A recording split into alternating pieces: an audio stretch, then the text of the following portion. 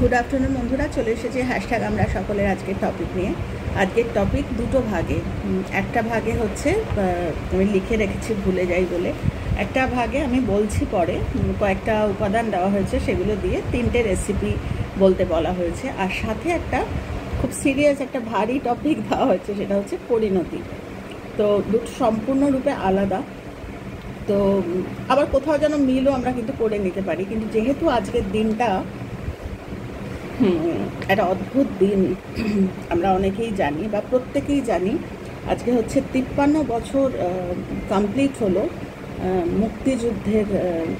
সেই মানে আমি আর ডিটেলে অত যাচ্ছি না। আজকে সেই দিনটি, যেদিন কিন্তু বাংলাদেশ মানে ওই মুক্তিযুদ্ধের আজকে হচ্ছে সেই বিজয় দিবস। তো আমরা জানি কলকাতাতে কিন্তু ওখানকার লোকজন এসছে এবং ফোর্ট উইলিয়ামে কিন্তু সেই বিজয় দিবসের ওপর থেকে হেলিকপ্টারগুলো যখন ফুল ছুটছে না নিচে, তখন সত্যি বড় বড় সমস্ত সৈনিক যাদের স্মৃতিতে জড়িত মানে সমস্ত অভিজ্ঞতা শেয়ার করছে, বিভিন্ন রকম কথা বলছে। যারা টিভিতে দেখছো, আমি তো সমস্ত কাজকর্ম ছেড়ে বারবার টিভির দিকে মানে ওদিকে একটা নজর। তো সেই বিজয় দিবসের আজকে হচ্ছে সেই বিজয় দিবস। দেখতে দেখতে 53 বছর কিন্তু কমপ্লিট হয়ে গেল। দেখতে দেখতে আমরা তো স্বাধীন দেশে জন্মেছি, তাই আমাদের কাছে সব জিনিসটাই খুব টেকেন ফর গ্রান্টেড। তো মায়ের কাছে শুনেছি, বাবার কাছে শুনেছি সে সময়কার কিছু গল্প। আমার মায়ের জন্ম 1946-এ, আর বিয়ে হয়েছে ঠিক তার উল্টোটা 64-এ। তো মায়ের কাছে প্রচুর গল্প শুনেছি। যখন মা জন্মেছিল, এগুলো সমস্ত ওই বলে না কার্মিক প্যাটার্ন। মা যখন জন্মেছিল তখন কিন্তু সাংঘাতিক অবস্থা, এবং মা যখন বিয়ে হয়েছে মার 64-এও কিন্তু একটা ওরকম মানে এরকম মানে মায়ের কাছে শুনেছি যে রাত্রিবেলা বিয়ের দিন যারা অতিথি এসেছিলেন সবাই একটা ফিক্সড টাইমের পর কিন্তু কারফিউ থাকবে, তাই খুব তাড়াতাড়ি বিয়ের উৎসব মানে খাওয়া দাওয়া যেটা সেটা কমপ্লিট করে সব লোকজন চলে যাবে। তো যাই হোক, আজকে coming back to the same focus, সেটা হচ্ছে আজকে ওই পরিণতি নিয়ে আলোচনা করছি। আমরা জানি যে আমাদেরই চিন্তার উপাদান হচ্ছে আমাদের জীবন। মানে আমরা যা চিন্তা করি সেটাই, বলে না যে আমরা যেটা চিন্তা করি আমরা তাই, আমরা যেরকম ভাবি আমরা তাই, মানে আমাদের অস্তিত্বটাই হচ্ছে আমাদের চিন্তা। এটা মারাত্মক। তো সেটাকে আমরা পরিণতিও বলতে পারি, মানে আমাদের জীবনটা যা আমাদেরই চিন্তার কিন্তু পরিণতি। তো যারা সদর্থক দিকে এগোচ্ছে দিনের পর দিন, একদিন নয় দিনের পর দিন, তাদের জীবনটা ওই সদর্থক একটা পরিণতিতে যাবেই। মানে কেউ যদি আমাকে এটা বলে, এটা আমি এতটা বয়সে এসে বলছি, ছোটোবেলায় বললে হয়তো চুপ করে যেতাম, যে ভাবতাম যে হ্যাঁ সত্যি তো অনেকেই তো সদর্থক জীবন কাটায়, কিন্তু তাদের তো পরিণতি সদর্থক হয় না। আজকে যখন ডিপার লেভেলে নিজের জীবনটাকে চিনতে শিখেছি, বুঝতে শিখেছি, তখন দেখেছি যে কিছু ক্ষেত্রে কিন্তু আমাদের সদর্থক ভূমিকা নষ্ট হয়ে যায়, আমরা টেরও পাই না। কখন যে আমরা ভুল কথা বলে ফেলি, কখন যে আমরা ভুল চিন্তা করে ফেলি, কখন যে আমরা ভুল কিছু বিশ্বাসের মধ্যে থেকে যাই, কখন কিছু আমরা ভালো ভালো জিনিসটা ছেড়ে দিই, এরকম প্রচুর আছে। যার ফলে কিন্তু এই সদর্থক জীবন সেখানেও কিন্তু গ্যাপ আসে। কারণ ওই যে বললাম, যা আমরা চিন্তা করবো আমাদের অস্তিত্বটা ঠিক তাই। তো এটা বলতে গিয়ে না আমার ওই অনেক কথা মানে মাথায় ভিড় করে আসছে পরিণতি। সে একবার আমি সময়গুলো আর উল্লেখ করছি না, মানে একটি বাচ্চা ছেলে গল্প করছি, যার বাবা কিন্তু আমাদের প্রতিবেশী দেশের ছিলেন, মানে সৈন্য বাহিনীতে ছিলেন, এবং বিভিন্ন কারণে হোক উনি চলে যান।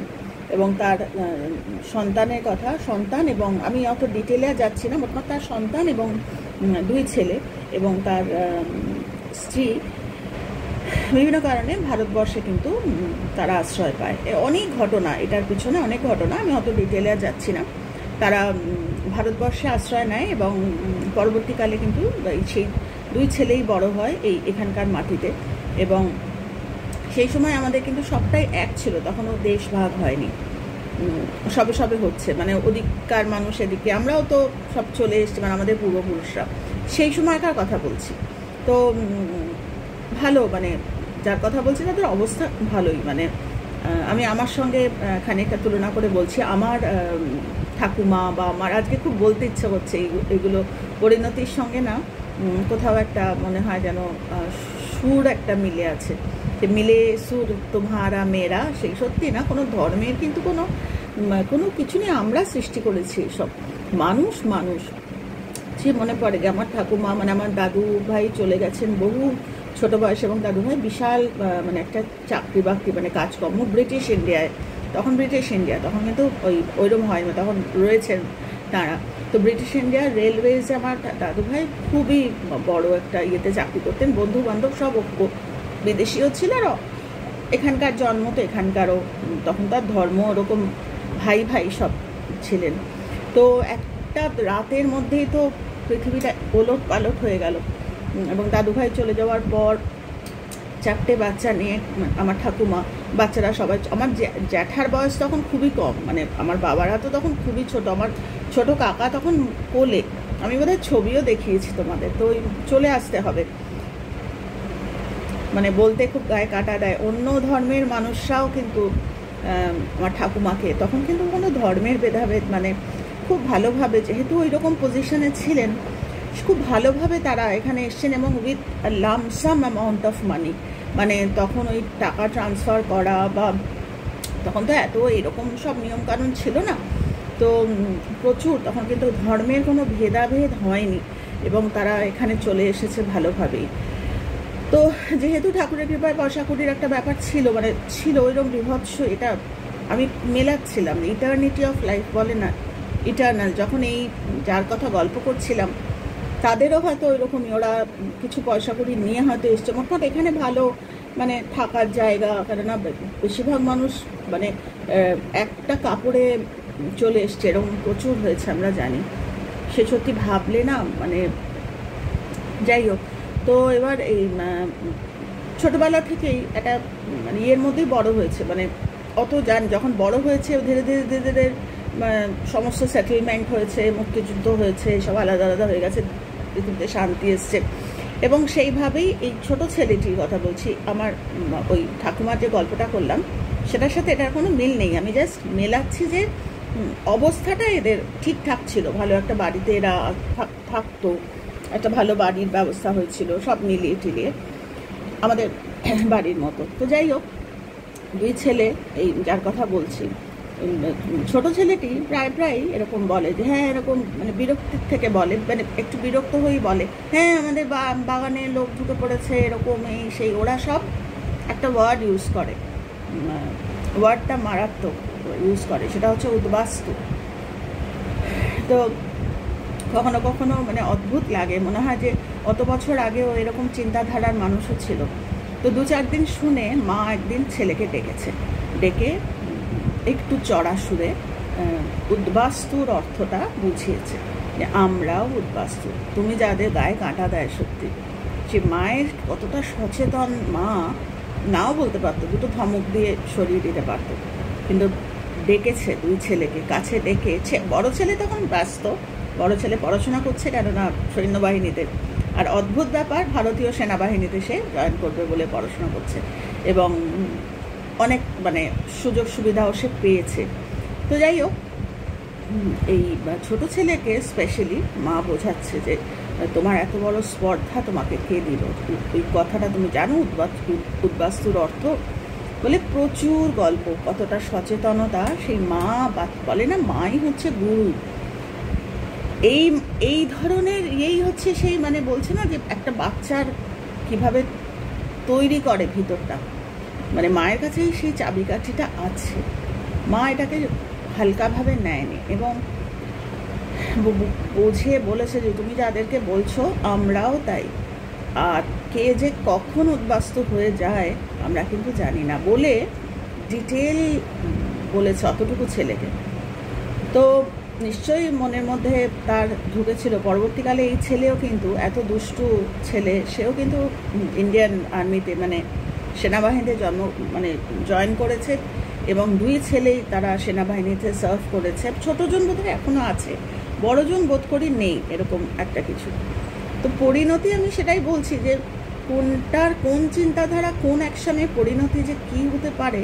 আজকে সেই ছেলে যে আজকে উদ্বাস্তু কথাটার মানে বুঝতো না, সে আজকে উদ্বাস্তু শুধু নয়, আজকে পৃথিবীতে মানে এরকম তার কথা অনেক শুনেছি যে দেখো সোশ্যাল মিডিয়াতে তো আছে, সব তো খুলে বলা যাবে না, কিন্তু এই ধরনের উদ্বাস্তু দের প্রোটেকশনের জন্য কিন্তু ইন্ডিয়ান আর্মি সবসময়, আমরা জানি ভারতীয় সেনাবাহিনী সবসময় কোন দিক থেকে কী করছে আমরা হয়তো সাধারণ মানুষরা টেরও পাই না, কিন্তু এ কিন্তু সেই টিমে ছিল। তো যাই হোক, মানে সেটাই বলছি যে পরিণতি কথাটা না একটা ভাস্ট। আমরা ছোট ছোট জীবনের চৌহদ্দির মধ্যেও পরিণতি যদি আমরা ভেবে নিই, তাহলে কিন্তু সেই পরিণতিটা, তার যে পরিণতি, সেটা কিন্তু একটা ভাস্ট জায়গায় নিয়ে যেতে পারে। তো এটা বলতে গিয়ে আবার সেই মুক্তিযুদ্ধের ওই মনে হয় 45 ক্যাভেলরি, মানে যে ইয়েটা ছিল ব্যাটালিয়ন, যারা মানে একদম ফোর ফ্রন্টে ছিল, এবং যাতে ওই কামানটা ছিল, কামানটার নাম আমি ঠিক মনে করতে পারছি না, যে কামান, সেই কামানটার মানে তখনকার দিনে, এখন কামানরা আমরা জানি যে কোথায় না কোথায় জলে চলে যাচ্ছে, স্থলে চলে যাচ্ছে, হাই স্পিড আমরা জানি, কিন্তু তখনকার দিন আমি বুঝতেই পারছি মুক্তিযোদ্ধা মানে 71 সালের কথা, সেই কামানটার কথা এক্স্যাক্টলি আমার এক্ষুনি মানে ভুল বলার থেকে না বলা ভালো। সেই 45 মানে ক্যাভেলরি যে ব্যাটালিয়নটা, সেই ব্যাটালিয়ন মানে তোমরা যদি যারা পড়তে ইচ্ছুক, যারা এইসব জানতে চাও, এবং আমার মনে হয় জানাটা প্রয়োজন, যে আমাদের স্বাধীনতা এমনি এমনি আসেনি, আমাদের জীবনে এরকম মানে পরাধীন হওয়ার মানে টেন্ডেন্সি বা বিভিন্ন রকম আমাদের ল্যান্ড কার্মাটাই তাই, আমাদের যুদ্ধ করেই বাঁচতে হয়। এবং ভারতবর্ষের সেই ওইটা রয়েছে যে মানে কি বলবো, সেই একটা কোথাও যেন একটা অহিংসা, কোথাও যেন একটা কম্প্যাশন, ওই লেভেল, আবার সাথে সাথে মারাত্মক কারেজ, দেশকে কী করে রক্ষা করতে হয় তারা কিন্তু জানে। আমরাই মানে আমরা জানি না বলে আমরা অনেক সময় ভুল ডিসিশন, মানে ভুল কথা বলি, এটা হচ্ছে না ওটা হচ্ছে না, আসলে তলায় তলায় অনেক কিছুই হচ্ছে, কিন্তু আমরা সেই পরিণতিটার জন্য অপেক্ষা করি না, আসলে আমরা জানি না, আমরা ঠিকমতো বুঝতে পারি না। তো এই কিছু কিছু ব্যাটালিয়নের হিস্ট্রি যদি আমরা পড়ি না, এটার সাথে সাথে অনেক কিছু জানা হয়ে যায়, মানে পরিণতিটা যে কি সাংঘাতিক। তো সেই যে ব্যাটালিয়নের কথা বলছি, যে 45 ক্যাভেলরি, তাদের যে সাহসিকতা, কিভাবে তারা এগিয়ে ফোর ফ্রন্টে ছিল, এবং কি ভয়ানক তাদের মানে একদম ওই রকম বিশ্বাসে, এবং অদ্ভুত ব্যাপার যেটা বলতে চাইছি, সেখানে কিন্তু কোনো ধর্মের কোনো ভেদাভেদ ছিল না, লড়াই মানে দুটো পক্ষ, সেখানে কোনো এই ধর্ম ওরম নয়, মানে লড়াই হচ্ছে মানে শত্রুর বিরুদ্ধে, যে শত্রু আমার এবং 10-এর ক্ষতি করছে, সেই শত্রুর বিরুদ্ধে।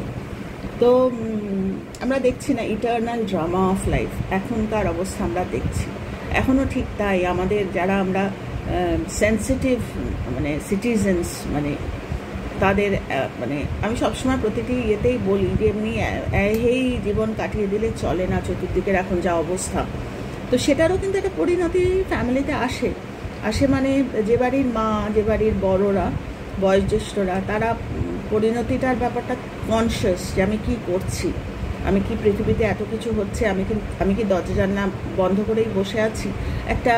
কালকে স্বামীজির একটা কোট আমি দিয়েছিলাম, যে আমরা তো মানুষ জন্মাই, কিন্তু এই যে এটা আমাদের ঠাকুর শ্রী রামকৃষ্ণ পরমহংসদেবও বলে গেছেন, যে মানুষ হয়ে জন্মে আমরা যদি মানে মানুষের মধ্যেই তো এই ডিভিনিটিটা কাজ করে, সেটা যদি চাষ না করি, আমরা যদি না ভাবি অপরের কথা, আমরা যদি একটা ছোট্ট গণ্ডির মধ্যে থাকি, তাহলে তার পরিণতি একরকম। আর আমরা যদি ওই ব্যাটালিয়নের মানে ওই যেরকম 45 ক্যাভেলরি, আমি নামটাই করলাম, যদি কেউ পড়তে চায়, শুধু এটা জানা হবে না, আরও অনেক কিছু জানা হবে, যে কীভাবে তারা, ওইটা আমি সোশ্যাল মিডিয়াতে বলতে পারবো না, যে তারা কি করে হিট ব্যাক করেছিল, তারা কি করে, কেননা জায়গাটা তো অন্য, ভারতীয়রা কী করে, এটার মধ্যে প্রচুর গল্প। তো কি সেটাই বলছি, যে সেই যে চিন্তাধারা, এবং না বললেই নয়, আমাদের তখনকার প্রধানমন্ত্রী শ্রীমতী ইন্দিরা গান্ধী, তো তার কথা না বললেও নয়, যে যখন ভাবি একজন মহিলা, এবং তখনকার কমান্ডে কী ছিলেন আমরা জানি, তখনকার মিলিটারি কমান্ডে, আমি অত কিছু আর ডিটেলে যাচ্ছি না, তো সেই সময় মিলিটারির যিনি কমান্ডে ছিলেন পরবর্তীকালে তার সম্বন্ধে অনেক কিছু, অনেক তার কষ্টের কিছু কথাও শুনেছি, কানে এসেছে। কিন্তু যাই হোক, তাদের যে কন্ট্রিবিউশন বা তাদের যে চিন্তা, যে সেই বন্ধ দরজার ভিতরে তারা যে চিন্তাটা করেছিলেন এবং তার পরিণতি আমরা দেখতে পাচ্ছি। তো এই কথাগুলো আমি কেন বলছি, আমি ওই পরিণতিকে কানেক্ট করার জন্য বলছি। আজকে আমরা জানি একজন, মানে নামটা যদি আমরা গুগলে সার্চ করি, যার কথা বলছি, যিনি এখন ওখানকার জেলে, আমাদের প্রতিবেশী, আমাদের বন্ধু রাষ্ট্রের জেলে রয়েছেন। আমি যখন তার নামটা সার্চ করে দেখলাম, কেননা ওনার সম্বন্ধে কিছু কোনো বইতে পাইনি হঠাৎ করে, তো আমার একটা টেন্ডেন্সি হচ্ছে জানা, মানে আমি খুব জানতে ভালোবাসি অনেক কিছু। তো যে জানা আমার যখন কারোর মাধ্যমে হয় না, তখন আমি বইপত্র খুঁজি, এখানে ওখানে চলে যাই, পয়সা থাকলে বই কিনি, আর যখন পয়সা কম থাকে বই কিনে, তখন একে ওকে ধরে কিছু একটা জানার আমি চেষ্টা করি। এবং এই করতে গিয়ে আমি যে কত অভিজ্ঞতা, কত কত মানুষের কাছে আমি পৌঁছে গেছি, মানে আমার অভিজ্ঞতা তাদের মুখ থেকে শুনেছি, কিছু কিছু ওনারা আমাকে বলে দিয়েছেন, এটা পড়ো, ওখান থেকে জানতে পারবে। তো সেরকমভাবেই রিসেন্টলি আমি কিছুই পাইনি, তাই আমি গুগল সার্চ করে যেটা জানতে পারি, যখন নামটা সার্চ করলাম তখন লেখা ছিল ইংলিশে ইয়াং মঙ্ক। তখন আমি তার চেহারা যখন টিভিতে দেখছিলাম, রিসেন্ট ঘটনা, তোমরা হয়তো অনেকেই জানো, আমি রিকোয়েস্ট করব কমেন্টের নামগুলো না লিখতে, কেননা আমাদের একদম মানে পিসফুল একটা চ্যানেল আমার চ্যানেলটা। আমি শুধু কজ অ্যান্ড এফেক্ট শেখাই। আমি আজকে পরিণতি বলতে গিয়ে এতগুলো কথা বলছি উইদাউট টেকিং এনি নেমস, কেননা ঘটনাটা কানেক্ট করার চেষ্টা করছি। তাই রিকোয়েস্ট করব, অনেকেই আপনারা জানেন, কিন্তু নামটা বলার, মানে নামটা কমেন্ট করার কোনো প্রয়োজন নেই, কারণ ইউটিউব কিন্তু একদম কোথা থেকে কি হয় আমরা জানি না, আমরা কোনো বৈষম্যের মধ্যে যেতে চাই না। তো যাই হোক, যখন আমি সার্চ করলাম নামটা, তখন লেখা আছে ইয়াং মঙ্ক, অথচ আমি কিন্তু ওনাকে বুঝিনি উনি ইয়াং, আমি ভেবেছি উনি বয়স্ক। দেখো মানুষের কীর্তি, তাকে মানে তার দিকে যখন তাকিয়েছি, একটা সিনিয়র একজন সাধু, একজন মারাত্মক মানে অভিজ্ঞতা সম্পন্ন, আসলে তা না, ওনার বয়স কম, ওনার মেধা, ওনার কীর্তি, ওনাকে সবটাই পরিণতি, তার চিন্তা তাকে আজকে ওই জায়গায়, এবং তিনি আজকে জেল বন্দি। তো আমরা কজন মানুষ তাদের জন্য প্রেয়ার করছি, যাতে এটা প্রেয়ার করছি না যে জেল ছেড়ে দিক, জেল, তা নয়, মানে এটা হচ্ছে যে সৎটা বেরিয়ে আসুক, ঠিকটা বেরিয়ে আসুক, মানে পৃথিবীতে আবার ধর্ম প্রতিষ্ঠা হোক, এইটাই আমাদের প্রার্থনা। বাকিটা তো সুপ্রিম পাওয়ার করবে, কেননা সুপ্রিম পাওয়ার যখন তাকে জেলে ঢুকিয়েছেন, নিশ্চয়ই এটাও চিন্তা। আমি এটা ভুল চিন্তা যদি করি যে কেন ওনার এটা হলো, কেন, এগুলো হচ্ছে ভুল চিন্তা। আমি কেন প্রশ্নটা করতে পারি না, কারণ আমি কিছু জানি না। আমার চিন্তাটা হবে যে যেন তেন প্রকারেণ এবং অ্যাজ সুন অ্যাজ পসিবল, মানে এটা একটা মারাত্মক কজের কথা, যে খুব তাড়াতাড়ি যেন ধর্ম প্রতিষ্ঠা হয়, কেননা এখন আবার সেই কুরুক্ষেত্রই হচ্ছে। তো কথা হচ্ছে, আমরা কি সেই পার্ট নিয়েছি নাকি আমরা নিইনি, বাইরে বসে দেখছি। তো এরকম প্রচুর আছে। তো পরিণতি হচ্ছে তাই, যে এখন যে ইয়াং মঙ্ক, যে আমি যাকে জানতাম যে ওল্ড মঙ্ক, তিনি আসলে ইয়াং একজন সাধু। তো তারও চিন্তা, পরিণতি কিন্তু আজকে তার জীবনটাকে সারা পৃথিবীর মানুষ তাকে চিনছে এবং তার উদ্দেশ্যটা জানছে। আমরা সবাই কথা বলছি, আমরা সবাই প্রার্থনা করছি। তো একটা চিন্তা মানুষের সত্যি গায়ে কাটা দেয়, একটা চিন্তা কত মানুষকে এক করে। এবার প্রশ্ন উঠতে পারে যে এরকম একটা চিন্তা তো আবার দ্বিধাবিভক্তও করে। দেখো, সেটা তো ইটার্নিটি অফ লাইফ, কত রকমের মানুষ আছে। তবে হ্যাঁ, সৎ চিন্তার সৎ এফেক্ট, সৎ চিন্তার কখনো প্রথম দেখো, শ্রী চৈতন্য মহাপ্রভুও তো তাঁর চিন্তাতে আজকে বাংলা, আমরা প্রত্যেকেই জানি তখন কি অবস্থা, শত্রু কিভাবে এন্টার করেছিল দেশে, আমরা সবই জানি। ইটার্নিটি অফ লাইফ, সেম ঘটনাগুলো আবার ঘটছে, কেননা ইটার্নাল। অথচ আমরা সাধারণ মানুষ কিন্তু বুঝতে পারি না, আমরা ভাবি বিচ্ছিন্ন ঘটনা, না বিচ্ছিন্ন না, এভাবেই ল অফ লাইফ, এভাবেই এত বছর পর এই সেট অফ ইনসিডেন্টস, যেগুলো পড়াশোনা করলে বোঝা যায়, আরে চেনা তো, খুব চেনা লাগছে। তো ইভেন তথাগত বুদ্ধর লাইফেও হয়েছে এরকম প্রচুর। তাকে হয়তো ঈশ্বরের কৃপায় জেলে যেতে হয়নি, কিন্তু জেল মাফিক, মানে মাফিক বলতে আমি বলতে চাইছি যে ওই রকম, মানে প্রচুর মানুষের কথা শুনতে হয়েছে, কিন্তু তা সত্ত্বেও তিনি তার চিন্তায়, শ্রী চৈতন্য মহাপ্রভুর অনেকেই আমরা জানি যারা পড়াশোনা করি, আমার মেয়েকে এগুলো খুব একটা আমি বলি না, আগেন পরিণতি, কেননা যতক্ষণ না ঠাকুর বলছেন না, যতক্ষণ না মানুষ রেডি হচ্ছে ততক্ষণ একটা গাছ মানে ইয়ে দিয়ে রাখতে, ফেন্সিং, নয়তো কিন্তু ফেন্সিং না দিলে বলছে বাইরে থেকে এসে কিন্তু ক্ষতি করবে। তো টিল দ্য টাইম ভালো করে নার্চার করে তারপর তো সেটা কিন্তু সবটাই ওই চিন্তার মানে পরিণতি।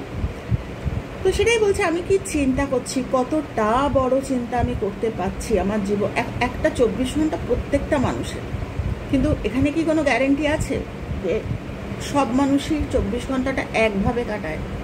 কেউ ওয়ার্থ লিভিং, যে দেখো ওয়ার্থ লিভিং বলতে কারোর কাছে মনে হবে যে আমি ওয়ার্থ লিভিং, আমি 5টা সিনেমা দেখেছি, আজকে আমার ওয়ার্থ হয়েছে লাইফটা, আমি দিনের শেষে আজকে খুব হ্যাপি। আবার কেউ বলবে আমি 4টে শাড়ি কিনেছি, আমি খুব হ্যাপি। কেউ বলবে আমি আজকে মায়ের সাথে দেখা করতে গেছিলাম, আমার আজকে ওয়ার্থ, মায়ের কাছে গেছিলাম। কেউ আবার বলবে আমি একটা আশ্রমে গেছিলাম, আজকে আমার লাইফটা ওয়ার্থ। আমার মতো মানুষকে যদি জিজ্ঞাসা করো, আমি বলবো যে এতগুলো মানুষের সাথে মিট করেছি এবং এতগুলো মানুষকে আমি কজ শিখিয়েছি যে একদম ভয় পেও না, এরকম এরকম কজ করো, দেখবে। কিন্তু কথা হচ্ছে দিনের শেষে যে ওই থিঙ্কিং, মানে আমার চিন্তার পরিণতিটা কিন্তু আমার পরদিন আসবে।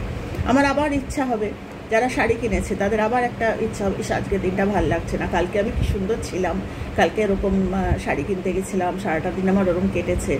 আবার এরকম হবে যে আমি কালকের দিনটা ওরকম করেছি, আজকের দিনটাও যদি এরকম হতো। এগুলো হিউম্যান টেন্ডেন্সিস। আবার আমাদের মতো মানুষের এটা হবে, বেশ কালকে 4টে মানুষকে শিখিয়েছি, আজকে যদি এরকম হতো, আজকে যদি আবার। তো এখানে না চিন্তার একটা পরিণতি, কোনো আলাদা কিছু ল্যাজ হয়তো গজায় না, কিন্তু একটা চিন্তার পরিণতি, একটা পরিণতি, একটা জীবনের একটা কিন্তু অন্যরকম একটা পরিণতি আসে। তো সেটাই তোমাদের সেটাই বললাম, এই যে ব্যাটালিয়ান্সগুলো, আমি খুব ব্যাটালিয়ান্সগুলো পড়াশোনা মানে করতে ভালোবাসি, যে কীভাবে ইভেন এখনও বিভিন্ন আমরা যদি চাই, মানে যেরকম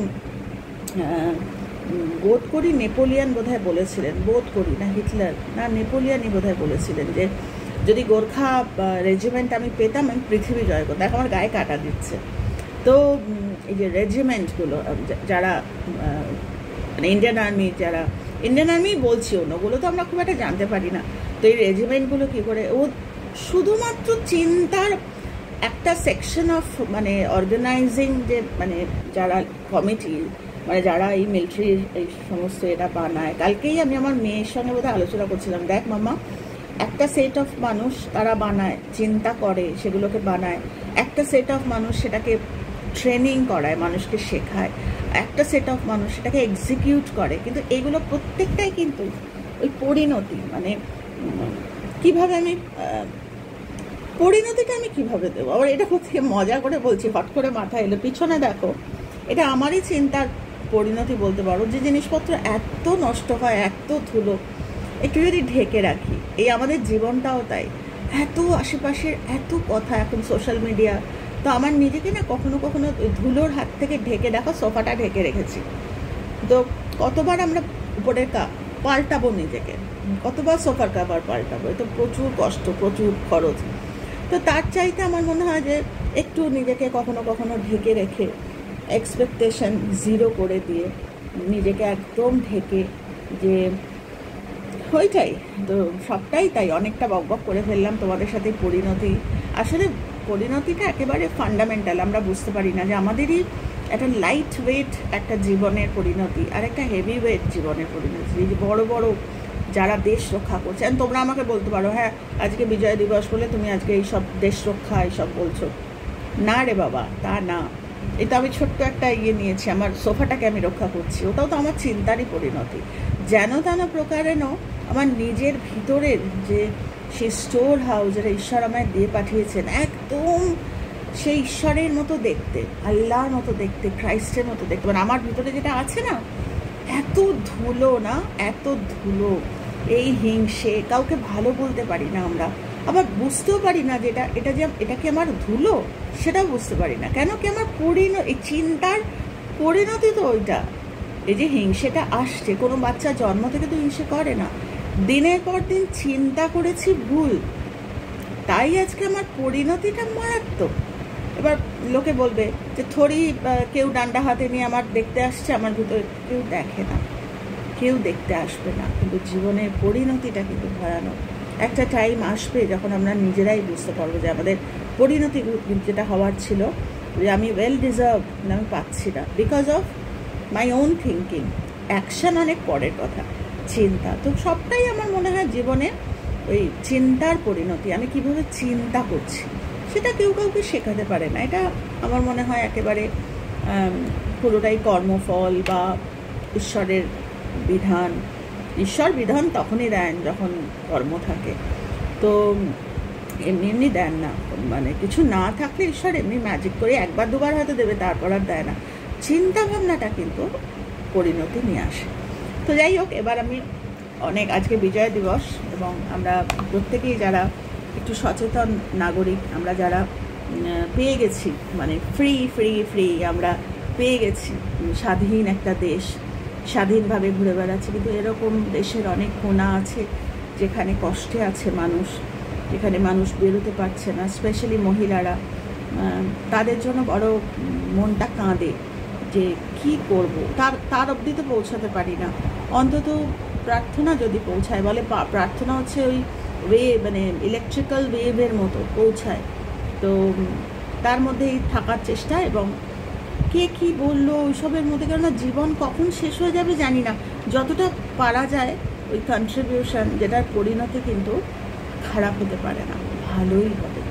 তো যাই হোক, এটা প্রথমটা আমি অনেকক্ষণ কথা বললাম। পরেরটা হচ্ছে বেশ মজার, কমলা লেবু, গাজর, আগের রাতের ভাত ও দুধ, এইটুকুই আছে ধরো, আর কিছু নেই বাড়িতে।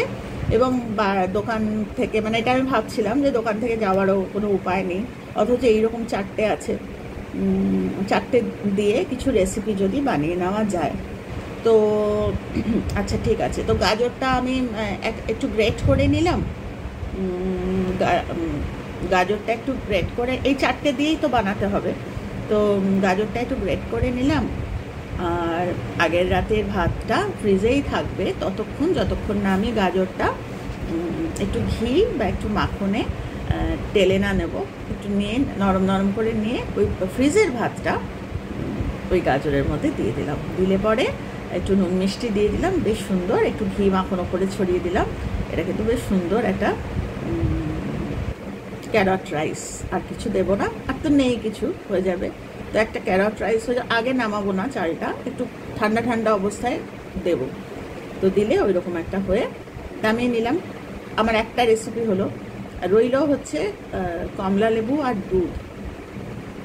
কমলা লেবুটা আমাকে আগে একটু দেখে নিতে হবে যে কমলা লেবুটা মিষ্টি আছে কিনা। যদি কমলা লেবু মিষ্টি দেখি আমি টেস্ট করে মিষ্টি আছে তাহলে ভালো কথা, না হলেও সেফ সাইডে থাকার জন্য দুধটা আগে ভালো করে আমি ইয়ে করে নিলাম, মোটামুটি ক্ষীরের মতো একটু করে নিলাম। আর কমলা লেবুটা কী করলাম, কমলা লেবুটা অন্য একটা কড়াইতে ভালো করে ওই নেড়ে নিলাম একটু ছোটো এলাচ দিয়ে। ও ছোটো এলাচ দেওয়া যাবে না, সরি। কমলা লেবুটা খালি শুকনো কড়াইতে আমি ভালো করে কমলা লেবুটা নেড়ে নিলাম, মানে নেড়ে নিলাম বলতে কমলা লেবুর রসটা, বা গোটা কমলা লেবু যদি নেয় তাহলে ভালো করে নাড়িয়ে ছেঁকেও নেওয়া যাবে, তবে আমি রসটাই বলবো। রস করে নিয়ে ওটা করে চিনি একটু দেবো ওটার মধ্যে, চিনি দিলে একটু ক্যারামেল মতো হবে সেইটা। এদিকে দুধটা কিন্তু ক্ষীর মতো হয়েছে এবং দুধটা ঠান্ডা করে নিয়েছি, তার মধ্যে এইটাও খানিকটা ঠান্ডা করে ওটার সাথে মিলিয়ে নেবো ভালো করে। ওটাকে ঠান্ডা, মানে একটু নর্মাল টেম্পারেচারে ভালো করে ওটাকে মিলিয়ে ফ্রিজে রেখে দিলে কিন্তু বেশ একটা সুন্দর একটা হতে পারে। মানে অনেক সময় ক্রেভিং হয় না যে একটু মিষ্টি কিছু খাবো, খুব বেশি মিষ্টিও না, আবার বেশ হেলদি। তো এই দুটো বললাম, আর কি বলবো, আর তো কিছু মাথায় আসছে না। দুধটা ভালো করে ফেটিয়ে, মানে ভালো করে ইয়ে করে, ও গাজর আছে, আচ্ছা তাহলে আমি গাজরের একটু হালুয়া করে নিতে পারি। ভালো করে দুধটা ফুটিয়ে গাজর ওটার মধ্যে দিয়ে একটু মিষ্টি দিয়ে আমি একটু গাজরের হালুয়া করে নিতে পারি। তো 3টে হয়ে গেল। আর একটা হতে পারে, যদি পেট ভরে কিছু খাওয়ার, আরেকটা হতে পারে 4 নম্বর, সেটা হচ্ছে ভাতটা ওই ফ্রাইড রাইসের মতো গাজর এবং ওইটা দিয়ে, এখানে দুধ লাগবে না, ভাতটা যেটা, এখানে দুধটা লাগবে না, এখানে ভাতটা ভালো করে গাজর দিয়ে বেশ নাড়িয়ে চাড়িয়ে যখন হয়ে যাবে, তখন ওপর থেকে কমলা লেবুর ভিতরে সিডসগুলো, বীজগুলো ছাড়িয়ে নিয়ে একটু টুকরো টুকরো করে কেটে ওই ভাতের ওপর দিয়ে একটু ঢাকা দিয়ে দিলাম। তাহলে একটু ওই অরেঞ্জ রাইস মতো হবে, একটু গাজর টাজর দেওয়া থাকবে, আর ওপর থেকে ওইরকম দিয়ে ওপরে একটু ঘি বা মাখন ছড়িয়ে দেবো। তো আমার হয়ে গেল 4টে। তো এইটুকুই বললাম তোমাদের। খুব ভালো থেকো তোমরা সবাই। আজকে ওই দিনটার কথা মাথায় রেখে আমরা যদি অন্তত খানিকক্ষণের জন্য, যারা চলে গেছে মুক্তিযুদ্ধে, যারা যে পরিবারগুলো এখনও রয়েছে, বা আগামী দিনে যারা এখন যা পৃথিবীর অবস্থা, যারা আমরা জানি না, আমরা বুঝতে পারি না, কারণ আমাদের বাড়িতে এই মুহূর্তে কোনো সোলজার্স নেই, কিন্তু আমাদের আশেপাশে প্রচুর ফ্যামিলি আছে যাদের মানে যে কোনো দিন খবর আসবে, তারা কিন্তু তাদের বেরিয়ে যেতে হবে। কখন পৃথিবীতে কী হবে আমরা জানি না। তারা যেন সবাই মানে বিজয়ী হয়, তারা যেন সবাই তাদের জীবনে যেন ওই আমাদের প্রেয়ারগুলো থাকে, ওটা একটা মারাত্মক প্রোটেকশন। তো এই নোটেই আজকে আমি শেষ করলাম। খুব ভালো থেকো তোমরা সবাই, আর যে যেখানে আছো চিন্তায় থেকো, পজে থেকো।